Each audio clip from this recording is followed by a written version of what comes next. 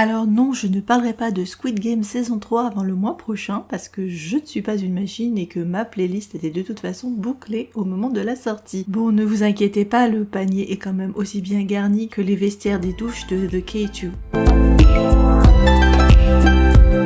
Bonjour, bienvenue sur Décalé. C'est parti, les tops. Alors j'avoue que ce fut un mois relativement pauvre, mais ça n'a pas empêché quelques bons moments et donc ont dominé pour moi Feud. Après Love Never Fails, ça fait plaisir de retrouver du Ciencia de qualité et c'est le cas de celui-ci qui a un duo mais aussi plein de persos secondaires, solides et attachants, même si je me suis souvent dit pendant la série que décidément le personnage de Bailou me tapait sur le système. Alors on est dans ton typique problème de communication majeur entre deux dieux primordiaux incarnant le yin et le yang, la glace et le feu et tout le bazar que vous voyez gros comme une maison et qui, comme vous l'indique le titre, sont dans une bisbille qui dure depuis un bail au vu de leur immortalité. Quand ça commence, une mortelle fouteuse de merde rayon de soleil qui essaie de gagner des points de vie dans une secte croise la route d'un dieu méga cheaté, sauf que Pépin, elle est le sosie de son épouse et égale dans la force, qui s'était suicidé alors que les deux étaient en train de mal gérer leur divorce en mode guerre totale. À la base, penses-tu parce qu'ils sont de bords politiques très différents, mais il y a un autre élément plus personnel, même si complètement à l'insu du type, ce qui rend la rage de la nana pas forcément toujours très fair-play. Lui est persuadé qu'il y a baleine sous gravier dans la ressemblance avec la mortelle et va la tester à tout crin pour savoir ce qu'elle a dans le ventre, tandis qu'elle proteste de son innocence. C'est une série chinoise à multiples twists où l'alchimie incontestable entre les acteurs te fait passer une relation qui est objectivement de merde et toxique, une tribulation certes, mais ça reste à chier quand même, mais également l'absence de sensualité alors qu'on aurait pu y mettre la dose. Parce que oui, on restera beaucoup dans l'implicite quand même, et comme quoi Jang Chun-si fait du bon boulot parce que l'amour très blessé du mec pour la fille transparaît quand même tout du long sans l'ombre d'un doute. Bon, alors il y a quand même de la critique à faire, ça devient un peu du n'importe quoi à la fin, et surtout ça vire du côté des plates-bandes de l'ascension de Skywalker, même si, comme on est sur du Ciencia, tes chances de reboot et renaissance sont quand même maximisées. Bon, quand le type est pas chou, il a le sarcasme au travers du visage vis-à-vis de la fille qui vaut le déplacement. Tastefully Yours, excellente série coréenne sur Netflix à ne pas regarder le ventre vide puisqu'on est sur une histoire de restaurant gastronomique et de petits plats réconfortants, pas seulement pour l'estomac, mais aussi pour l'âme. Le réal était très inspiré de l'univers des studios Ghibli, ce qui se voit dans le générique dessin animé, mais aussi dans des effets de lumière dans la série, afin de créer une espèce d'expérience doudou pour les acteurs, certes, mais surtout pour les spectateurs. Et c'est vrai que sans révolutionner quoi que ce soit, c'est un drama qui fait du bien et vous rend tout chou-fou, un terme chinois que j'adore et qui déjà vous donne l'impression d'être cosy tout plein. Donc on a un manager de resto qui est mis en compète avec son frère par leur mère afin d'hériter du titre de successeur du groupe familial, et c'est à qui remportera un 3 étoiles le premier. Jusque-là élevé à la dure, les deux frangins ont l'habitude de faire des coups bas et voler les recettes d'autres restaurants, et du coup notre perso principal, moins intéressé par les petits plats que par l'apparence, jette son dévolu sur un micro-resto gastronomique au milieu de nulle part, qu'il compte bien arnaquer et dépouiller de ses secrets. Et il trouve donc face à lui une jeune femme pas commode mais reine des fourneaux avec une histoire compliquée qui met tout son amour et sa patience dans la recherche des meilleurs ingrédients. Comme la maman lui a coupé les vivres, Pépère se retrouve à devoir bosser avec la chef et tombe dans la roture et apprendra donc les vraies valeurs. Plein de bonnes surprises dans ce drama, dont un caméo de Yoo Yeon-sok, et ça faisait plaisir de retrouver l'acteur principal très loin de son rôle de Squid Game saison 2 et 3. On a envie de goûter tous les plats et c'était bougrement sympa de voir ce petit monde parler français, notamment autour d'une histoire de déjeuner à préparer pour un couple biculturel franco-coréen.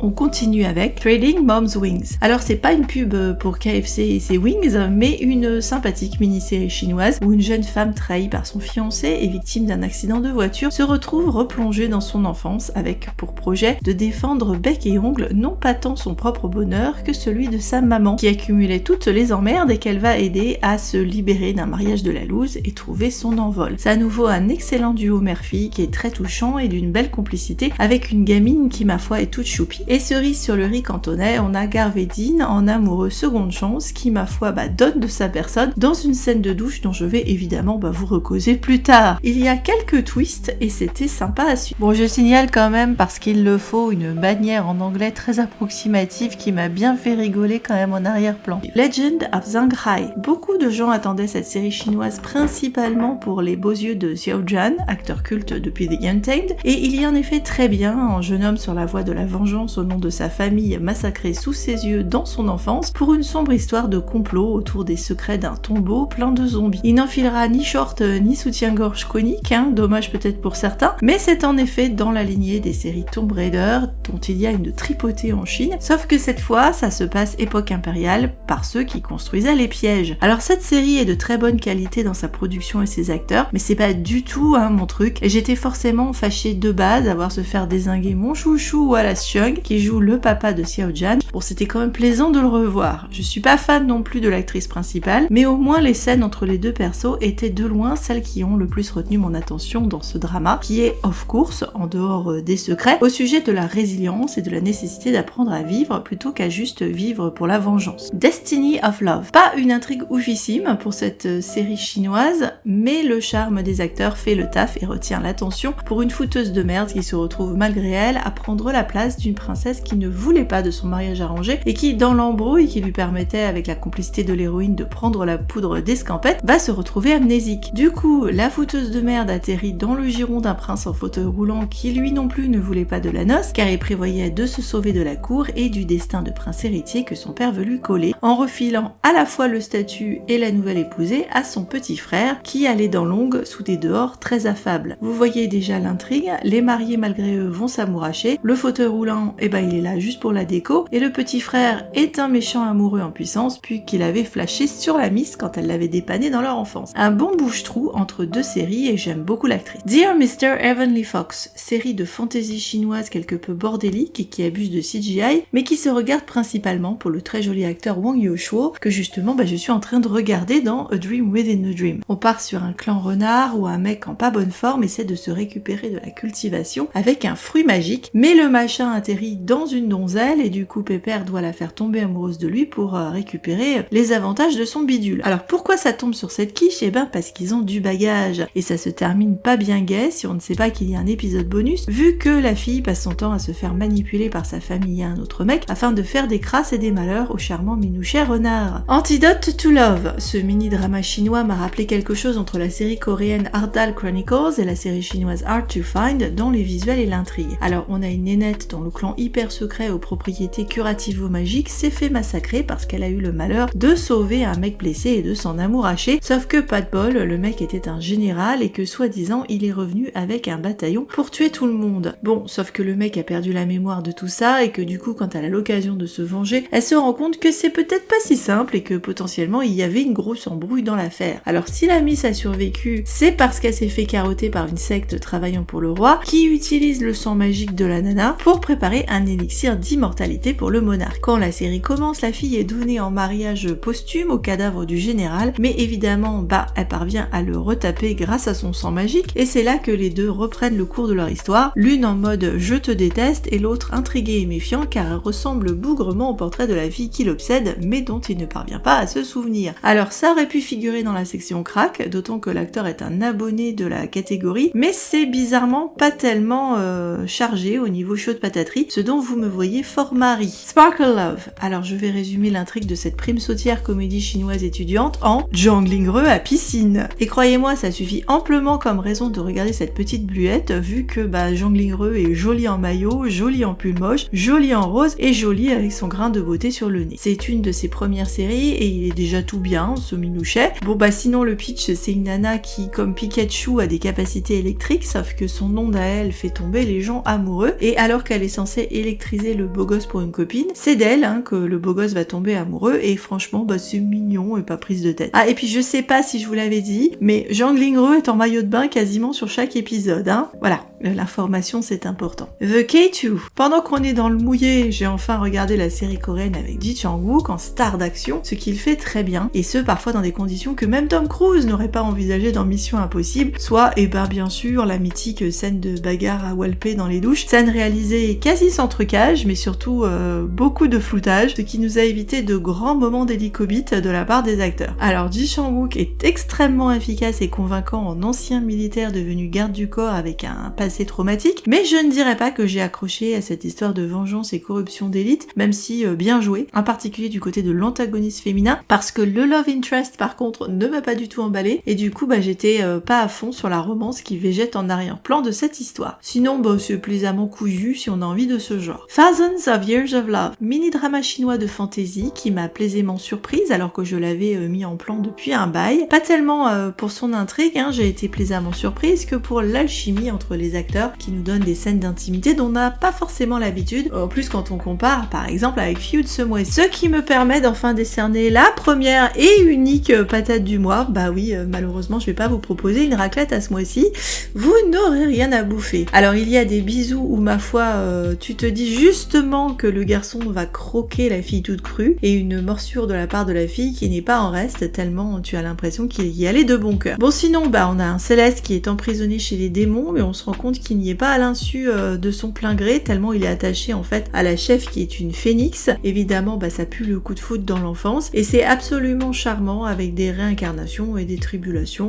ce qui c'est tout à fait logique. Acteur à guetter, en particulier la mistinguette Tu Ying qui est Mimi tout plein et que j'avais déjà remarqué dans de précédents mini-dramas. Falling for Divinity, autre mini-drama chinois de fantasy qui fait la part belle à une autre abonnée pétillante du mini-drama, l'adorable Jiang Shuhan et sa moue de bébé, dans une intrigue qui n'est pas loin de Antidote to Love, sauf que cette fois, comme te l'annonce le titre, la nana a davantage de pouvoir magique. Néanmoins, on a le même pataquès de général qui échoue blessé dans une secte magique cachée du monde où il se retrouve soigné par la fille, un peu à la She's of Love aussi dans le genre si on y pense. Bon, niveau blessure, c'est du lourd parce qu'il apparaît que le mec a été castré par son frère qui pense que sa gonzesse a une aventure avec lui, et niveau bobo, c'est quand même coton à soigner, mais comme un arbre magique peut permettre à la fille d'exaucer un souhait et que la castration du type semble être un gros frein à leur début d'histoire d'amour, elle lui fait repousser le kiki ou les castagnettes, ou les deux on sait pas trop, en échange de prendre la place de la magicienne en chef. Du coup le type a à nouveau la queue entre les jambes, certes, mais il doit surtout repartir avec, et pour prix de l'aventure, oublier toute leur histoire, dont il ne garde comme trace que des crises de douleur les jours de pluie. Sauf que Bibiche continue de vouloir le protéger et se met en danger pour lui sauver les miches, risquant au passage aussi de compromettre son clan qui comprend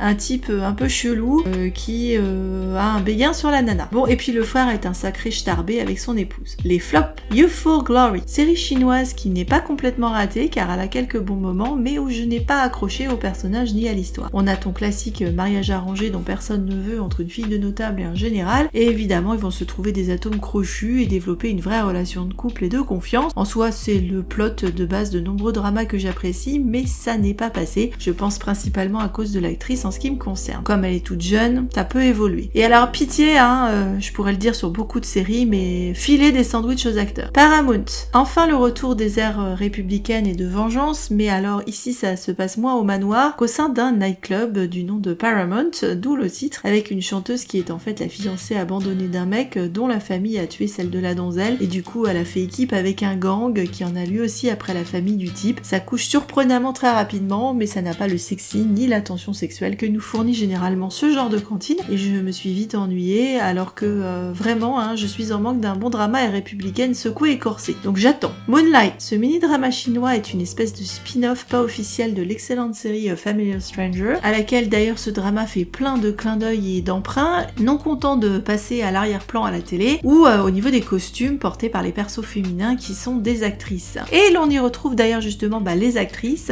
mais pas les acteurs, ce qui est bien dommage parce que j'aime beaucoup Ryan Chung. Donc une nana qui veut pas se marier avec son fiancé envoie à la place sa copine jouer son rôle avec un masque Mission Impossible, histoire de dégoûter le mec du projet et mettre fin à la relation. Vous visez la subtile référence aux prémices de Familiar Stranger. Bon, le type est évidemment plus intéressé par cette nouvelle mouture que par l'ancienne qui était prévue, d'autant que le mariage avec la fille se faisait surtout parce que il pensait épouser celle qui lui avait remonté le moral quand il était aveugle à l'hôpital, et je te le donne en mille et mille, la gonzesse de l'époque était non la fiancée mais notre héroïne principale. C'est fou quand même comme le monde est petit, et le hasard fait bien les choses dans l'univers magique des dramas. Autant Familiar Stranger était plein de qualité et de sensualité, autant cette version moderne est assez foutraque et cheap à mon goût, et donc pas vraiment nécessaire. Bright Eyes, mini-drama chinois reboot et vengeance pour une nénette aveugle qui avait été torturée et tuée par son époux et sa bitch, et qui dans son reboot récupère 10 à chaque œil et décide donc de blouser son monde et se venger en leur faisant croire qu'elle est toujours handicapée. Au passage, elle se récupère évidemment un nouveau Jules plus méritant et qui avait été utilisé par ses ennemis contre elle dans sa précédente vie alors qu'il était bien sûr fou amoureux d'elle. Le début était pas mal, mais j'ai fini par décrocher, comme quoi sur les mêmes scénarios, il y a des trucs qui fonctionnent et d'autres pas. Now We Are Breaking Up. Série coréenne avec des acteurs réputés et des relations plus matures, mais l'histoire n'était pas transcendante. On a une nana carriériste qui bosse dans la mode face à un photographe de mode carriériste. Les deux partagent au début un coup d'un soir et se parlent français, on se demande bien pourquoi, et autant le mec a trouvé que ça avait un goût de revenez-y, autant la nénette a pas forcément envie de s'engager dans une relation. Au vu du pédigré des acteurs, ça aurait pu donner du très sexy, mais c'était assez moyen et j'ai pas trouvé les persos attachants ou sympathiques. I'm Nobody, mini-drama chinois qui commençait pas mal, de manière frappadingue et très cartoonesque, entre un mec garde du corps qui a perdu la mémoire mais est visiblement cheaté, et une actrice qui l'embauche pour lui sauver les miches. Bon, visiblement il y avait pas une tonne de budget, à commencer par la cantine des acteurs, j'ai décroché vitesse grand V de leurs histoires de secte à la con, ainsi que de l'intrigue de la nénette dont je me fichais éperdument. Where Love Dares, deuxième drama républicain, mais guère mieux que Paramount, on est décidément pas en veine, hein, avec encore une nénette qui soigne un général amnésique encore, qui risque de mettre encore en danger son village. Je me suis barbée d'une force, car autant dans les deux précédents dramas avec ce genre d'intrigue ça fonctionnait parce que les acteurs avaient du charme et de l'alchimie, autant là c'est un bouillon sans viande, hein. Flotte même pas un os.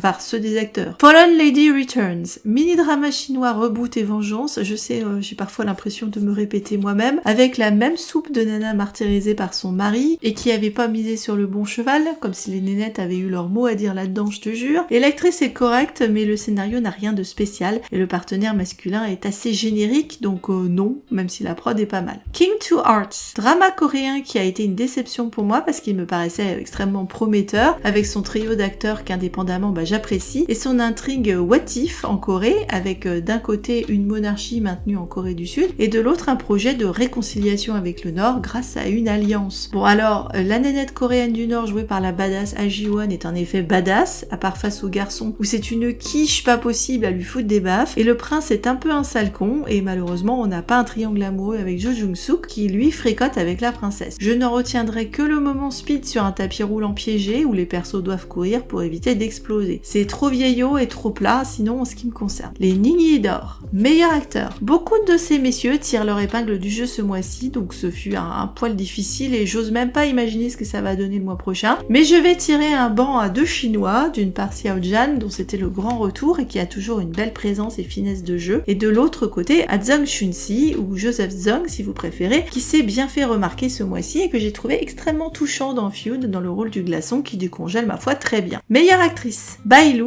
dont on ne peut jamais nier ni la beauté ni le charisme, mais qui a un rôle qui a pour moi un peu plus d'épaisseur et davantage de palette que par exemple le récent et décevant Moonlight Mystic. Et puis côté Corée, la charmante Go Min-se, en cuisinière intransigeante, un petit bout de bonne femme, ma foi, très sympathique dans cette série. Meilleur acteur dans un second rôle. Honneur à un rôle de méchant pour Hong Yao, qui gagne à être connu et qu'on a vu traîner parfois dans des compositions d'art républicaine où il faisait très bien son effet. Meilleure actrice dans un second rôle. Les Coréens ont certainement les meilleures actrices de rôle secondaire et donc sans surprise, on en retrouvera encore une ici avec Kim Shin-rock dans un rôle de serveuse assez fantasque. Meilleure musique, je vais mettre en avant la très belle chanson interprétée par Joseph Zhang en personne dans Feud qui propose quelques beaux thèmes sympathiques, mais celui-là m'a particulièrement tapé dans l'oreille et je trouve la voix de l'acteur très touchante sur cette chanson. Meilleure scène, incroyable, et devrait-on contacter Perdu de recherche, je m'inquiète car on va passer un mois sans le seigneur des abdos, mais ne vous inquiétez pas, vous aurez une bonne dose encore ce mois-ci. Pour notre calendrier de juillet, il s'en est fallu d'un demi-téton que Jiang Lingreux décroche la palme, mais je me dis que c'est partie remise pour lui avec les promos de sa prochaine série républicaine où ça claque au niveau des posters en ce qui le concerne. Aïe aïe aïe, caliente.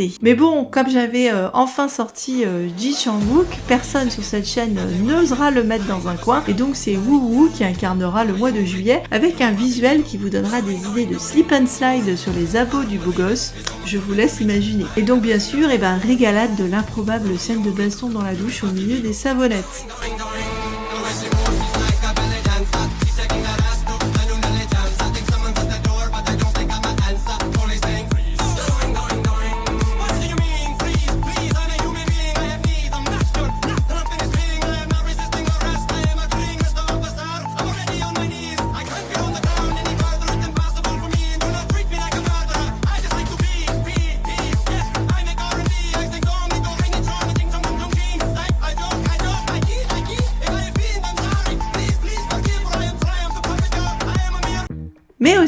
Legend of Sangrai.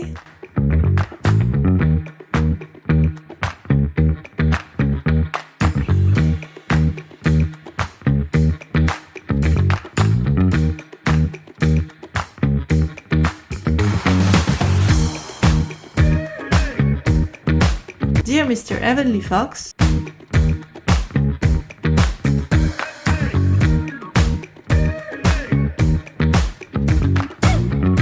Youthful Glory.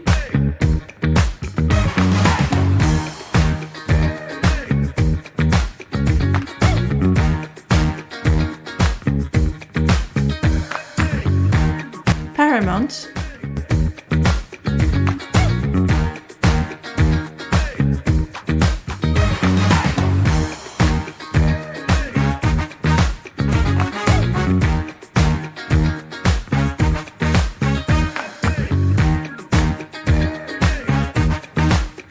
Antidote to Love.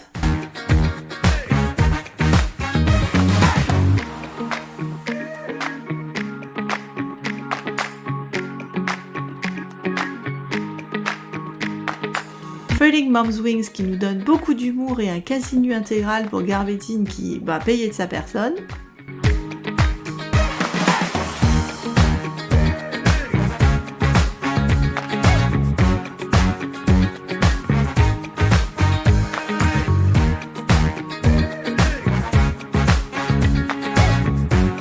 I'm Nobody.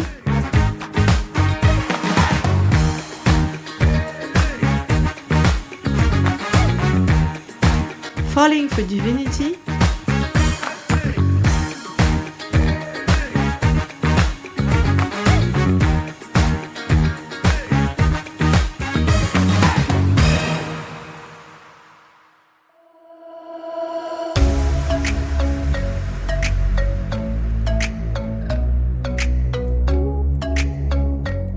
King to Hearts. Et on finira en beauté en pataugeant dans la piscine avec le délicieux Zhang Lingreux qu'on adorait avoir comme maître nageur ou comme bouée.